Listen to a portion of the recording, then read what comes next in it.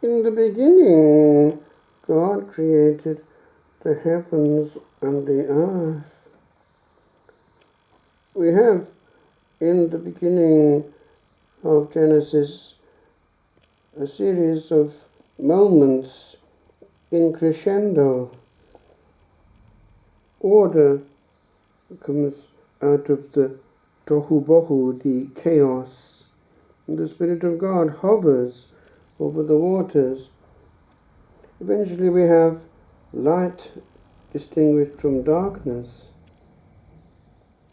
Some of the ancient authors have seen in that already a creation invisible to our eyes, and that the angelic world is separated.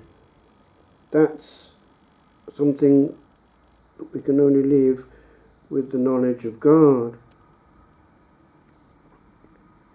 It comes closer to us with the plants, the fish, and then animals. An animal is something that has some kind of animus. It is animated. And the higher the animal, the closer it is to us. And we can have a rapport with the higher animals. Some dogs have an amazing capacity to pick things up.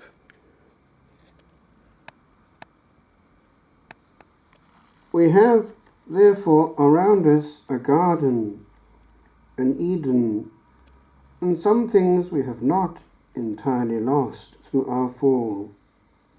Indeed, there is a certain harmony retrieved in the Desert Fathers and in the Celtic monks, a friendliness with the animals. One has but to think of the cow of St. Ciaran of Clonmacnoise, who had enough milk to feed the entire massive community.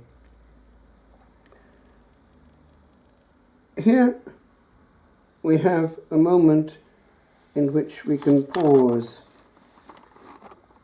We take creation for granted. In the purely quiet, simple life in the country, that can be reversed. In a city and in a house filled with noise, that can apply to virtual noise and modern smartphones to boot, that can be excluded, and one can miss the blessing of simple things.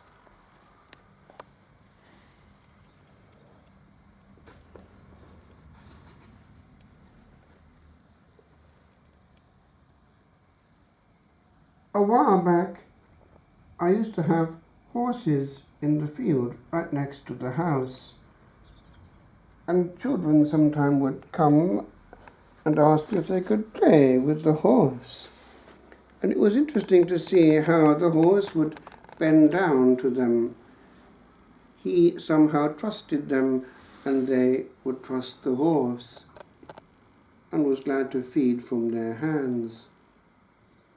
One wonders what is inside the mind of a horse, the big eyes. One wonders also how much a dog can perceive. Of course, the book of Genesis has a wonderful scene in which the animals were presented to Adam. And God the Father was, as it were, taking notes. He had to name them. And I remember Tom Kevin in our parish in Cardiff, one of the Benedictines, a great preacher, describing this scene somewhat like this. Adam is there, and God the Father with a notepad right beside him, and up they come, one after the other. And Adam looks at one and says, "Giraffe!" And God the Father notes it down, giraffe. Another big creature comes along, "Elephant!" God the Father notes elephant. And then this creature comes along, "Hippopotamus!" And then God the Father writes down hippopotamus, and on it goes. And the names have stuck to our day. And the Lord has given us these little creatures for our consolation. And creatures somehow know it. It is something to be recuperated and reclaimed. We are part of a great garden, and we have little friends to help us on our way. The children and the horse. The laughter of a little one, a band of little ones, is language known to horse and man alike. And safe the hand that feeds the kindly friend that knows its own, and stoops to half a world. Aha! Blessed joy, made all of simple things, where clings old time to clothes of moded hue. Ah, questions coy that ask for leave to play on land sublime.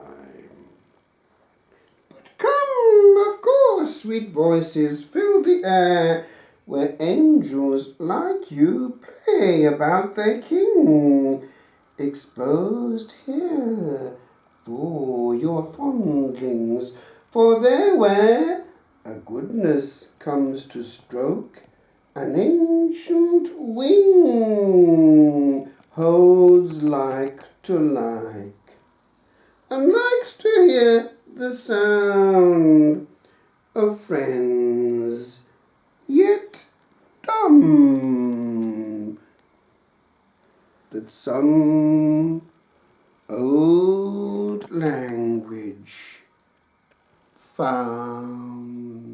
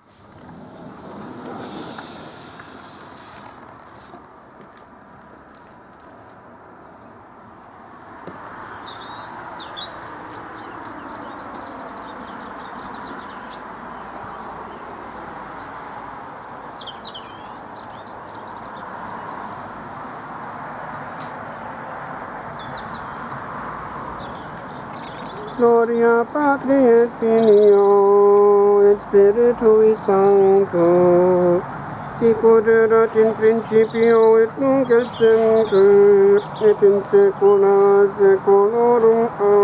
Amen. Alleluia.